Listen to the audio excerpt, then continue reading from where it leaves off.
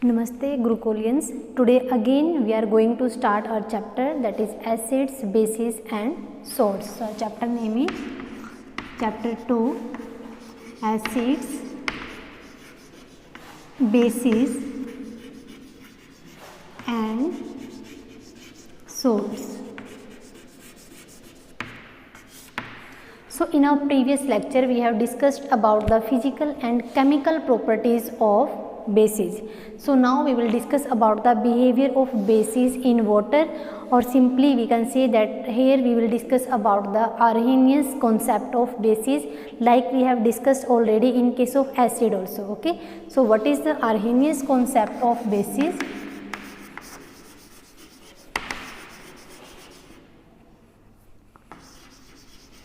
Means according to Arrhenius, what will be the definition of base? According to this, bases are the substance which dissociate in aqueous solution to give hydroxide ions. Likewise we have discussed in case of acid. Acid के case में हमने क्या पढ़ा था? In which means acids are those substances which dissociate into aqueous solutions to give hydrogen ions. But what happened in case of bases? What is the difference? In this case, bases are those substances which dissociate in aqueous solution to give OH negative ion, hydroxide ions. So let me write the definition. Bases are those substances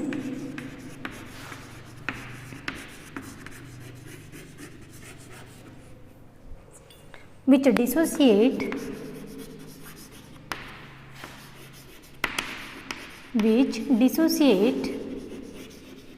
in aqueous solution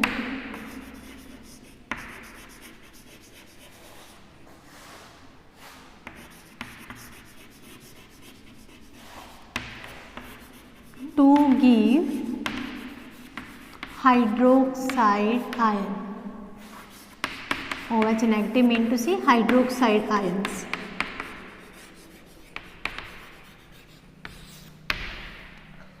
That means if we have sodium hydroxide NaOH and we are mixing it with water,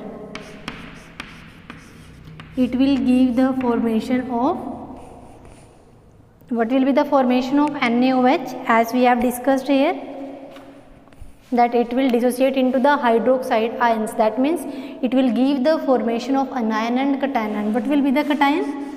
That is Na positive and OH negative ion. Same if we talk about magnesium hydroxide MgOH2, if we mix it into water, it will give the formation of Mg2 positive plus 2OH negative. So what is proved by this? That means all bases, when we have to dissociate it in case of aqueous solution, it will give the formation of hydroxide ion, or we can say OH negative. So now we will discuss about the classification of bases. As we have already discussed about the classification of acid, acids are of two types, that is strong acid and weak acid. Same thing here, we will discuss about the bases, and bases are also of two types, strong base and weak base.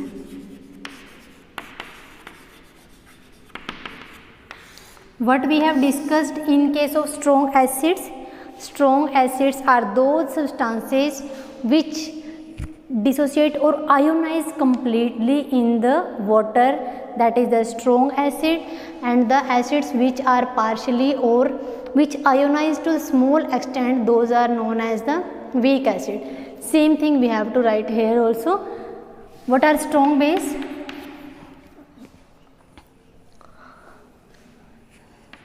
Those substances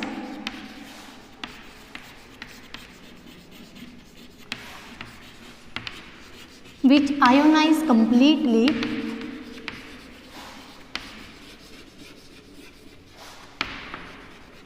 in water. जो completely ionise हो जाते हैं water के अंदर, that is the strong base.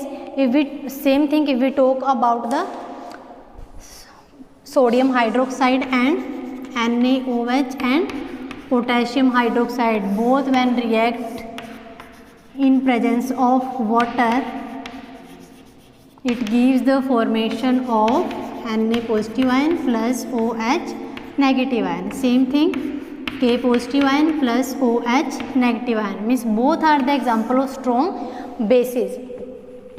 So see here, the single-handed arrow pointing towards the right hand side, it is showing that the ionization of these bases are completely, that means यहाँ पर जो हमारे hydroxide ions हैं वो completely ionise हो गए हैं in presence of water. Now see the weak bases. These are those substances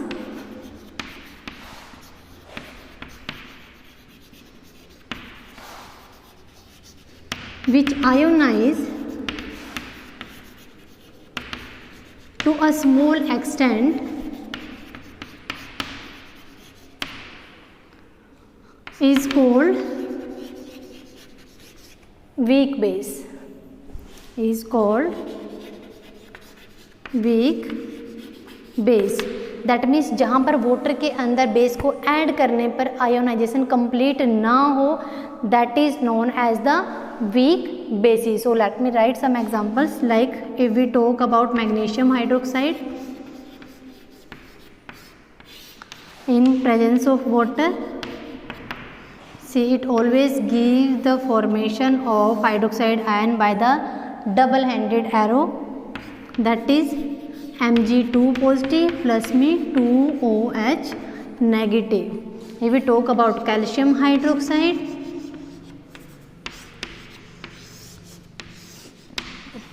water, it will give the formation of Ca2 positive ion plus 2OH negative. What is the mean by these double handed arrows? इसका मतलब है यहाँ पर क्या है, देखो एक हमारा एरो कौन सी साइड है, product side, one arrow is to the reactant side. That means ये हमें क्या शो कर रहा है कि हमारे जो वीक एसिड्स हैं वो कम्प्लीटली आयोनाइज नहीं हुए हैं, दैट इज पार्शियली आयोनाइज्ड, और we can say they ionised to the small extent, बहुत कम अमाउंट में वो आयोनाइज्ड हुए हैं. में जो हमें हाइड्रोक्साइड आयन मिला है वो हमें बहुत कम एक्सटेंट तक मिला है. ओके तो आपको जहाँ पर भी डबल हैंडेड एरो लिखा हुआ मिले, दैट मीन्स क्या है, हमारी जो प्रोसेस है वो बोथ साइड है, रिएक्टेंट एंड प्रोडक्ट, मीन्स हमारी जो प्रोसेस है that is a reversible process. यहाँ पर क्या है, हमारे जो आयंस है वो कम्प्लीटली आयोनाइज हो गए हैं, जो बेस है हमारे इन OH negative ions. So these are the strong base and weak base, as we have discussed already in case of acid also about strong acid and strong base. So now we will discuss about the pH scale. You might have heard about the word pH scale in your 7th class, because we know the same chapter in your 7th class also, but here in 10th class chapter is in detail compared to 7th class, but you might have heard from your previous teacher about the pH scale.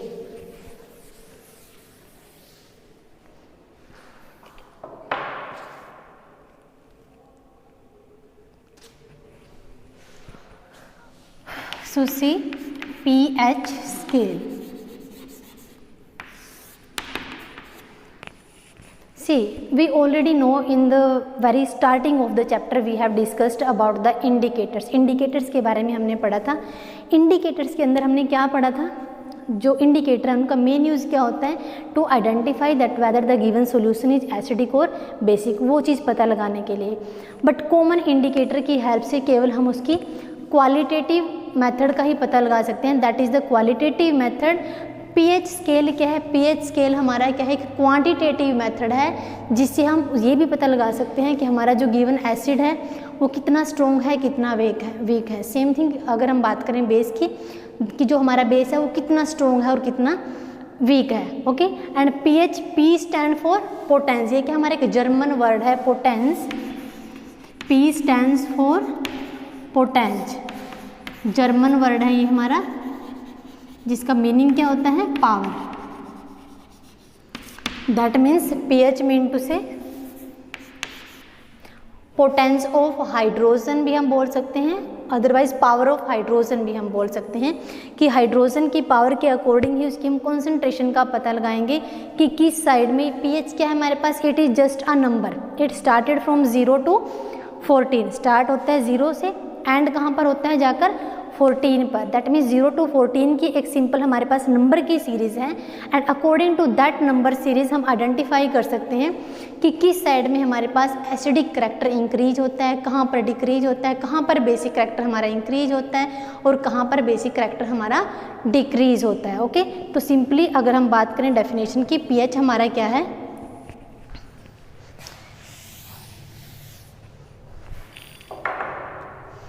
it is simply thought as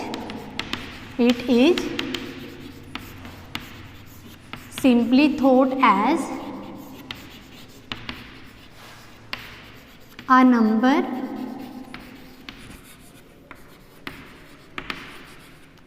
which indicate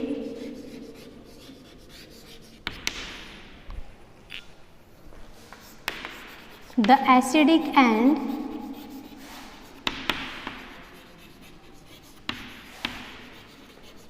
basic character of solution।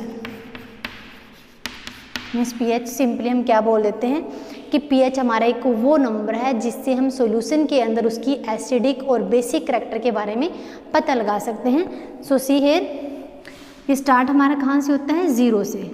Suppose it is like this,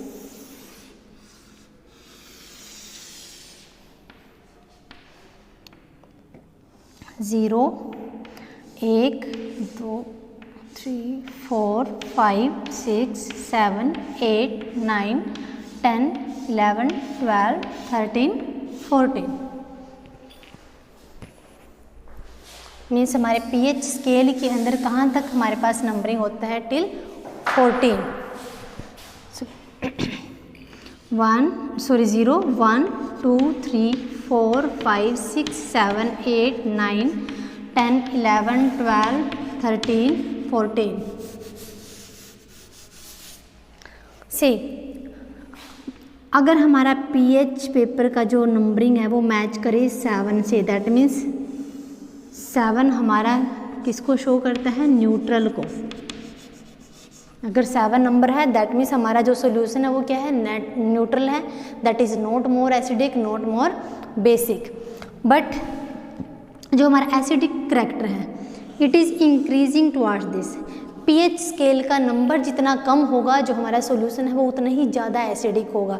that means अगर 0 है तो acidic character और ज़्यादा है, अगर वो 6 5 6 तक है दैट मीन्स एसिडिक करैक्टर बिल्कुल कम है।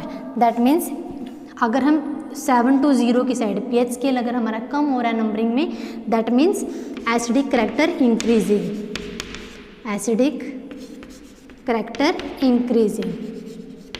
सेम अगर हम बात करें 8 to 14, अगर इस साइड ये बढ़ता हुआ जा रहा है दैट मीन्स उस साइड जाएंगे तो जितना ज़्यादा पीएच का नंबर हमारा इंक्रीज होगा that means basic character solution का उतना ही ज़्यादा हो जाएगा। दैट मीन्स 8 to 14 जैसे ये मूव करेंगे basic character increases, basic character increases. तो हम सिंपली यहाँ पर लाइन ड्रॉ कर सकते हैं लाइक दिस। दैट मीन्स जो नीचे वाला पोर्शन है हमारे पास, इसको अब मैं इरेज कर देती हूँ।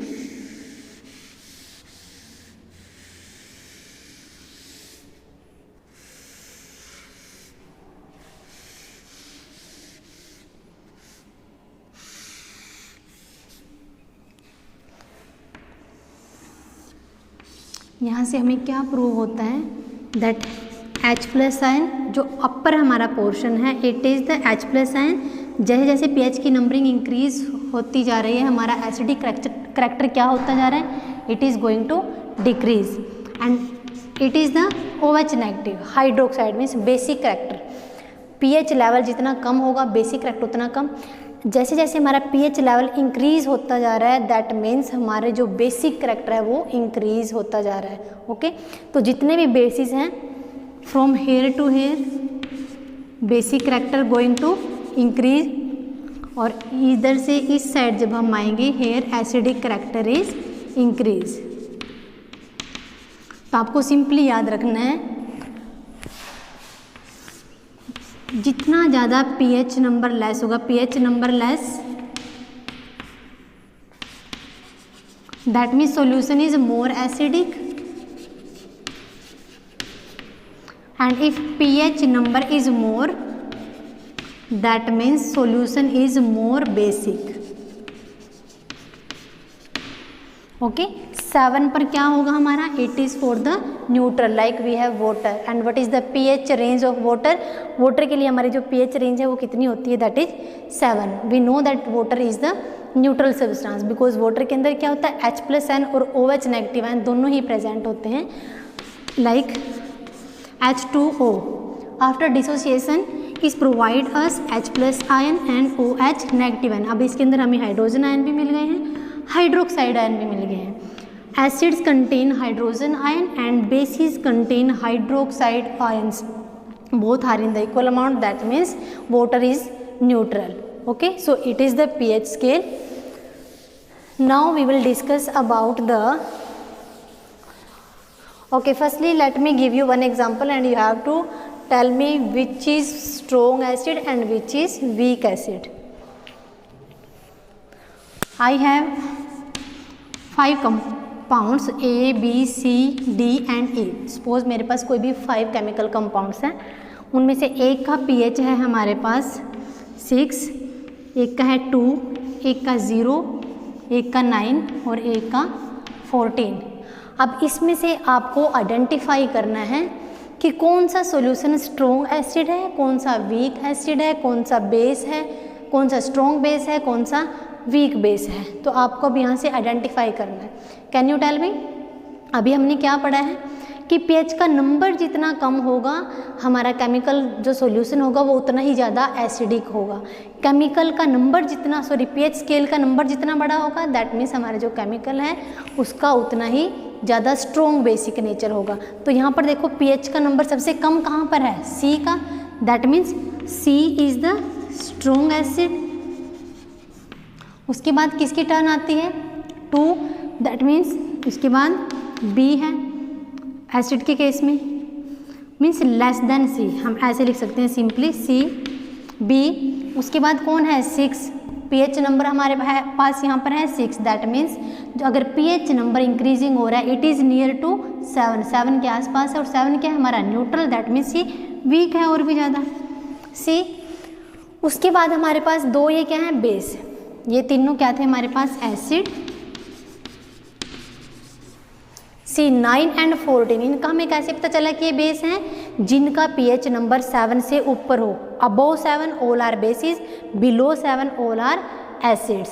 अब हमें स्ट्रॉन्ग और वीक को कैसे देखना है, जिसका pH नंबर जितना कम होगा वो उतना ही ज़्यादा स्ट्रॉन्ग एसिड होगा, जितना बड़ा नंबर होगा उतना ही वीक एसिड होगा. सेम थिंग यहाँ पर बेस के केस में उल्टा हो जाएगा, नंबर जितना कम होगा pH का उतना ही वीक बेस होगा, जितना नंबर बड़ा होगा उतना ही वो स्ट्रॉन्ग बेस होगा. क्योंकि हमें पता है बेस क्या है 7 to 14 की साइड जाते टाइम इंक्रीज होता है और एसिड क्या होते हैं 7 to 0 की साइड जाते टाइम इंक्रीज, वो दोनों क्या है अपोजिट चलते हैं. ओके तो यहाँ पर हमें क्या करना है, बेस का क्या होगा, कौन सा ज़्यादा स्ट्रॉन्ग है E1, E is more strong than the D1.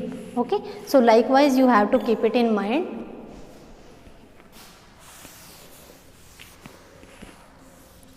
Now we will discuss about the universal indicators. Might you have heard about this word universal indicator. Already we have discussed about many indicators like if we talk about litmus solution, phenolphthalein, methyl orange, about all those things we have discussed already.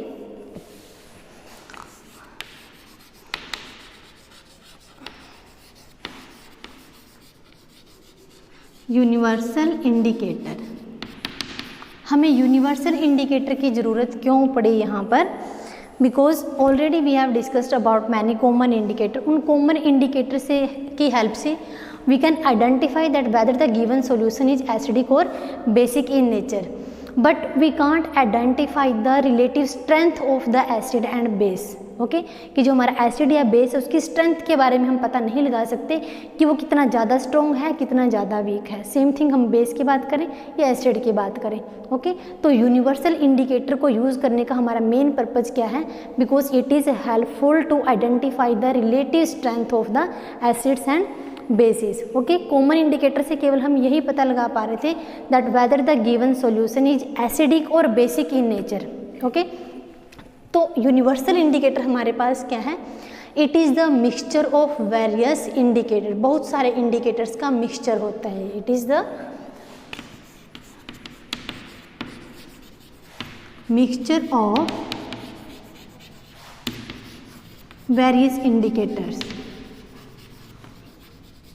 and it's quite easy to remember। बहुत easy है इसकी help से आपको acid और base की strength के बारे में पता लगाना। आप सभी ने विबग्योर वर्ड के बारे में सुना होगा, you already have heard about this word. See VIBGYOR, everybody know V stands for violet, I indigo, B blue,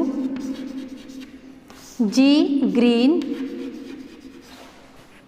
Y yellow, O stands for orange and R stands for red। See now bete how question can come in exam। आपको like water दे दिया, ये कुछ भी colour हमारा इसके अंदर से मिल गया आपको, like any we have a chemical substance and the colour of the substance is green, तो वो क्या होगा? एसिडिक होगा, बेसिक होगा या न्यूट्रल होगा? हमें क्या करना है? इनको डिवाइड करना है। 1 2 3 4 5 6 7 words we have, 3 here, 3 here. Okay, जो ग्रीन वाला बच्चा है, ग्रीन किसका होगा? हमेशा न्यूट्रल का। Like if we talk about water, अगर कोई वाटर का यूनिवर्सल इंडिकेटर के केस में कलर पूछता है, that what will be the colour of water if we check it with the universal indicator, तो वाटर का कलर कैसा होगा? ग्रीन। ओके, तो जो जी है ये किसके लिए है? न्यूट्रल के लिए। उस साइड जाएंगे, एसिडिक करैक्टर को शो करता है। जितना ज़्यादा स्ट्रॉन्ग एसिड होगा उसका बिल्कुल रेड कलर होगा, जो थोड़ा सा वीक एसिड होगा ऑरेंज कलर में आ जाएगा, जो उससे भी बिल्कुल वीक होगा वो थोड़े से येलोइश कलर में आ जाएगा। सेम थिंग यहाँ पर, दीज आर बेसिस, ये किसके लिए है? बेस के लिए। And it is going to increase likewise. यहाँ से स्टार्ट होता है न्यूट्रल से, एक उस साइड इंक्रीज होता है, दूसरा दूसरी साइड अपोजिट साइड में होता है। अगर कलर ब्लू है हमारे पास सॉल्यूशन का, दैट मीन्स वो वीक बेस है। इंडिगो है, थोड़ा सा स्ट्रॉन्ग बेस है। और अगर वोयलेट कलर है, दैट मीन्स हमारा जो बेस है वो बिल्कुल स्ट्रॉन्ग बेस है। Okay, so it is the universal indicator. Universal indicator में जस्ट आपको माइंड में वर्ड रखना है विबग्योर। 5th 6th से हम इस वर्ड को पढ़ते आ रहे हैं रेनबो के केस में। तो विबग्योर में सबके हमें कलर पता है, violet, indigo, blue, green, yellow, orange and red. Red हमें पता है कि लिटमस सॉल्यूशन के केस में वो ब्लू लिटमस सॉल्यूशन से रेड में टर्न करता है। Okay, same in case of base, red litmus solution को ब्लू में कन्वर्ट कर देता है। अगर वो ब्लू है तो लेस है, लेस स्ट्रॉन्ग है, इंडिगो है तो थोड़ा सा मीडियम है, और वोयलेट है तो स्ट्रॉन्ग बेस है। ओके, सेम थिंग आपको यहाँ पर याद रखनी है। It is going to increase this side and it is decreases to this side. Okay, so it was the universal indicator. Now we will discuss about the importance of pH in everyday life.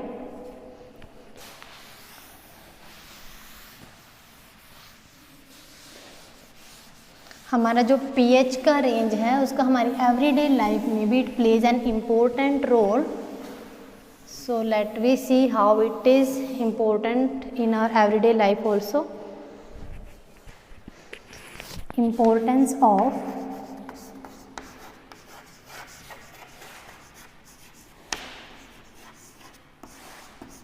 pH in our everyday life.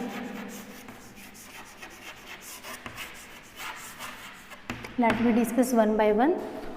First property is plants and animals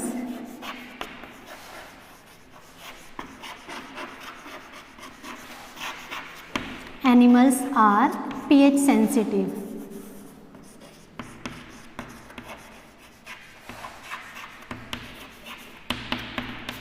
First important,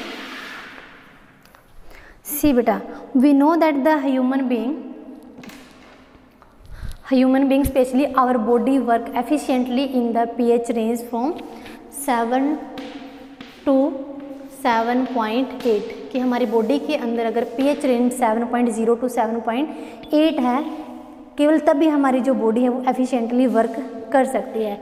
but in some industrial areas वहाँ पर क्या होता है, during rainy season जब rain होती है, the gas is already present in to the atmosphere. वो क्या करते हैं, रेन वाटर के साथ मिक्स होकर क्या बना देती हैं, एसिड रेन का फॉर्मेशन करती हैं. और जब हमारे वाटर का pH 5.6 से बिलो चला जाए, दैट मीन्स जो रेन का वाटर होगा, that rain is known as the acid rain. और वो एसिड रेन का जो वाटर है वो कहाँ पर फॉल डाउन होगा, रिवर्स के अंदर. And the river already the aquatic organism which are living in the river they can kill. इनकी वजह से क्या है, pH लेवल इतना कम होने की वजह से, एसिड रेन की वजह से, एसिडिटी ज़्यादा होने की वजह से, acidity in the sense pH level low होने की वजह से हमारी जो एक्वेटिक ऑर्गेनिज्म है उनको बहुत हार्मफुल इफेक्ट होता है. इवन जितने भी हमारे एक्वेटिक ऑर्गेनिज्म है जो उसके अकॉर्डिंग अपने आप को अडोप्ट नहीं कर पाते, वो सारे क्या होते हैं, एसिड रेन की वजह से डिस्ट्रॉय हो जाते हैं, मर जाते हैं. ओके, तो ऐसे एरियाज़ के अंदर एक्वेटिक ऑर्गेनिज्म का सर्वाइव करना बहुत ही डिफ़िकल्ट हो जाता है. तो अगर हमारा फर्स्ट पॉइंट क्या था, प्लांट और एनिमल को pH किस टाइप से इफ़ेक्ट करता है. नॉर्मली हमारी बॉडी का जो pH होना चाहिए वो 7 टू 7.8 होना चाहिए, जहाँ पर हमारी बॉडी एफिशिएंटली वर्क कर सकती है. बट इंडस्ट्रियल एरियाज़ के अंदर harmful gases present like sulphur dioxide, nitrogen dioxide, जो गैसेस ऑलरेडी प्रेजेंट हैं, रेन वाटर के साथ मिक्स होकर वो क्या करती हैं, एसिड का फॉर्मेशन, और हमारे जो वाटर का लेवल है उसकी जो pH रेंज है हमारी उसको लो कर देता है, जिसका डायरेक्ट इफेक्ट किसके ऊपर पड़ता है, हमारे एक्वेटिक ऑर्गेनिज्म के ऊपर. ओके, तो now we will discuss about second importance. Second is the pH in our digestive system. इसके बारे में सभी ने सुना होगा.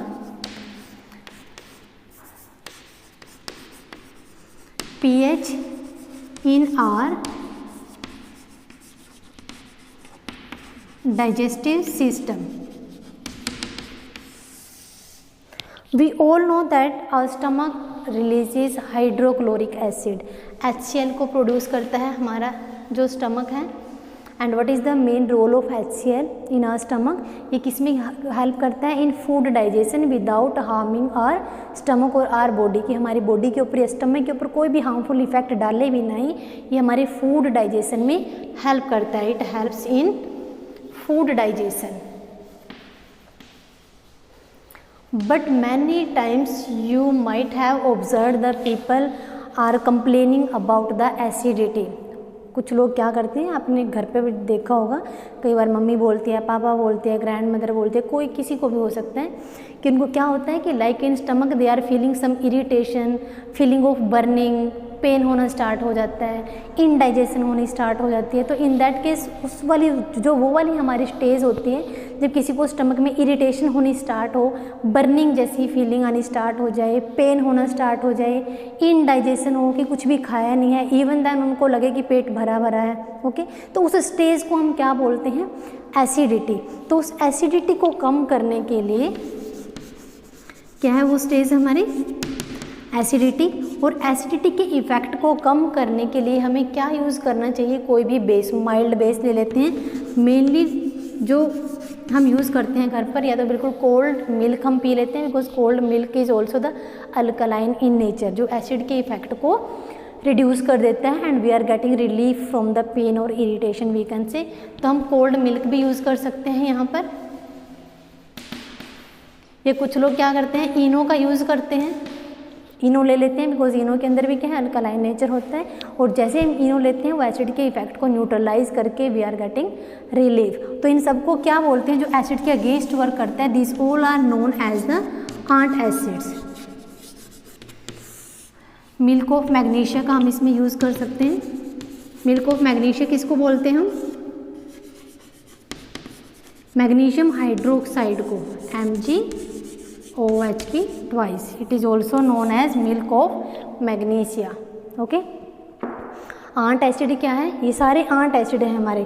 Cold milk, Eno and milk of magnesia, this all are the examples of antacid. Ant mean to say किसी के against work करना, acid mean to say to work against acids. Okay. तो यहाँ पर एसिड के against कौन काम कर रहा है? ये सारे जो हमने एग्जाम्पल्स लिखे हैं, that means this all are the examples of antacids. Okay. So now we will discuss our third property.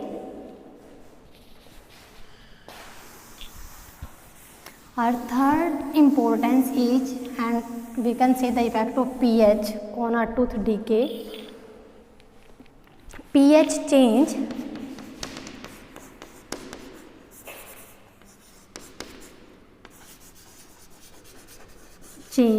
as the cause of tooth decay.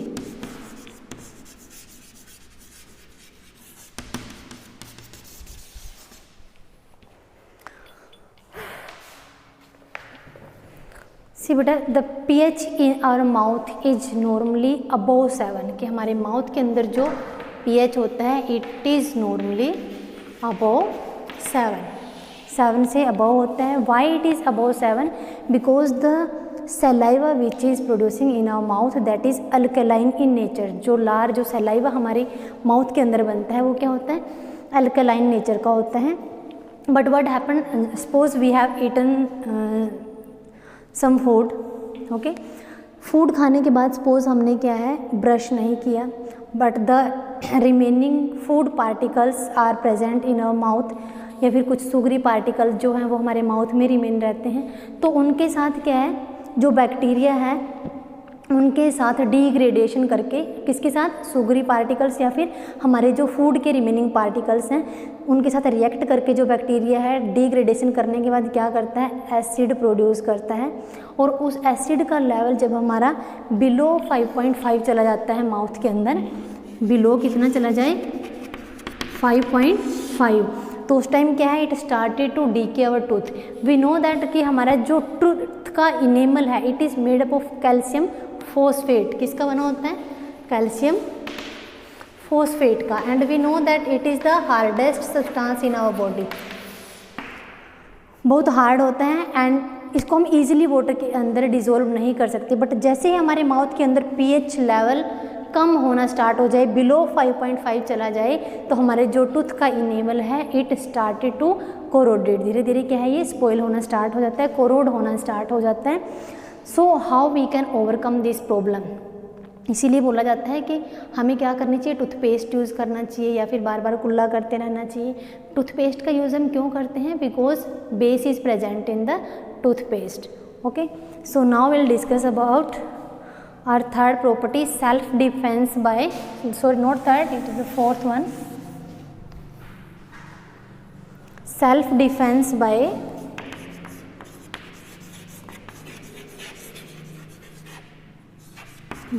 by plant and animals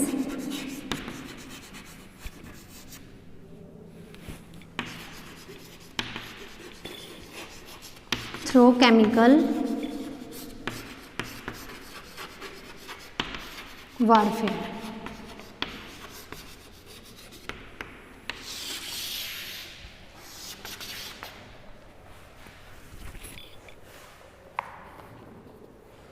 See beta, you might have heard about the ant sting and honey bee sting.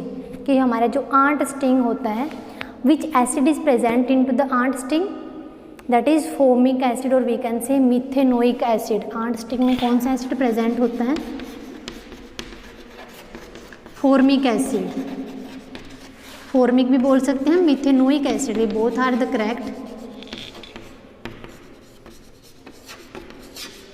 It's formula is HCOOH. Means हमारे ant sting के अंदर which acid is present? Formic या फिर methanoic acid present होता है. जैसे कोई aunt हमें बाइट करता है, हमारी जो बॉडी है, सपोज हमारी स्किन के ऊपर जैसे ही वो इंसर्ट करता है फॉर्मिक एसिड, इंसर्ट होते ही हमारी स्किन के अंदर इरिटेशन होनी स्टार्ट हो जाती है, स्वेलिंग होनी स्टार्ट हो जाती है। वो किसकी वजह से होती है? ड्यू टू फॉर्मिक और मिथेनोइक एसिड। ओके, तो उस पेन को, उस इरिटेशन को रिलीव करने के लिए हम क्या करते हैं? We have to rub some basic material on that. Toothpaste भी हम कई बार उसके ऊपर यूज़ कर सकते हैं या फिर रब कर सकते हैं। Otherwise magnesium hydroxide we can say, sodium hydroxide is the strong base, moreover we should use any mild base कि जो वीक हो, जिसका हार्मफुल इफेक्ट हमारी स्किन के ऊपर भी ना पड़े। ओके, तो ये था हमारे पास एनिमल्स के बारे में। If we talk about the nettle sting, nettle क्या है? हमारे पास एक वाइल्ड प्लांट है, नेटल हर्बेशियस प्लांट है। इसकी जो लीव्स होते हैं उनके अंदर कुछ थॉर्न्स प्रेजेंट होते हैं। जो स्टिंग होती है उसकी, अगर सपोज हम जंगल से कहीं से भी साथ से निकल रहे हैं और बाई चांस ये हमारे बॉडी के साथ कहीं पर भी टच कर गया तो हमें क्या सेम फीलिंग होती है जैसे कि आंट स्टिंग के काटने से होती है, बिकॉज इसके अंदर भी सेम एसिड प्रेजेंट होता है। और एसिड प्रेजेंट होने की वजह से ही हमारी स्किन को क्या अगेन पेन और इरिटेटिंग होनी स्टार्ट हो जाती है। बट नेचर ने क्या है इसके लिए ऑटोमेटिकली इट्सेल्फ एक रेमेडी इसको प्रोवाइड की हुई है। हमेशा जहाँ पर भी नेटल प्लांट होगा उसकी साइड में ही एक डव प्लांट मिलेगा आपको, डोग प्लांट मिलेगा। क्या होता है, जो डोग प्लांट है उसके कुछ हम लीव्स लेके अपने इफेक्टेड एरिया के ऊपर रब कर सकते हैं, बिकॉज जो उसके अंदर केमिकल प्रेजेंट होता है डोग प्लांट के लीव्स के अंदर, that might be basic in nature and that's why we are getting relief. तो ऑलवेज जहाँ पर भी नेटल प्लांट मिलेगा उसकी जस्ट साइड में डोग प्लांट होता है।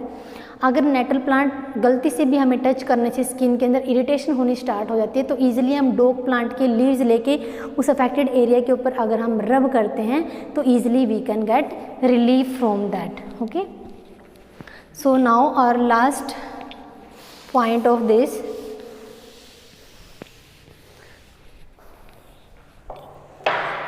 pH of the soil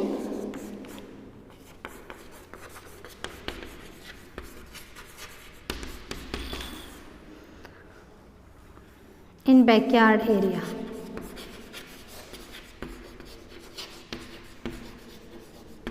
C that means हमारी सोइल के अंदर भी क्या है, पीएच एक इम्पोर्टेंट रोल प्ले करता है। वी नो कि हमें सोइल के अंदर अपना क्रॉप प्रोडक्शन करने के लिए और उसकी सोइल की फर्टिलिटी को मेंटेन करने के लिए हमारे जो सोइल का पीएच है वो भी क्या है, मेंटेन होना चाहिए। ना ही वो ज़्यादा एसिडिक होनी चाहिए नेचर में, ना ही ज़्यादा बेसिक होनी चाहिए। And how we can check the pH of the soil, हमारे आसपास के एरिया का या हमारे ग्राउंड में खेत का जो पीएच है चेक करना, it's quite easier. How we can check, simply आपको क्या करना है, you just take some soil and mix it into some amount of water, properly उसको अच्छे से मिक्स कर लो and then filter the solution. जो हमारा सोइल और वाटर का सॉल्यूशन है उसको फिल्टर करो easily.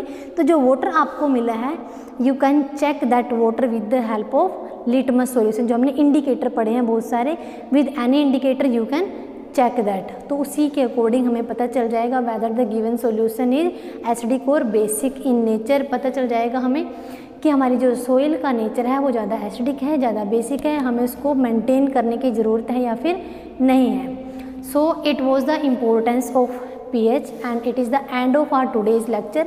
In our next chapter we will discuss about the salts. Till then, thank you and have a nice day.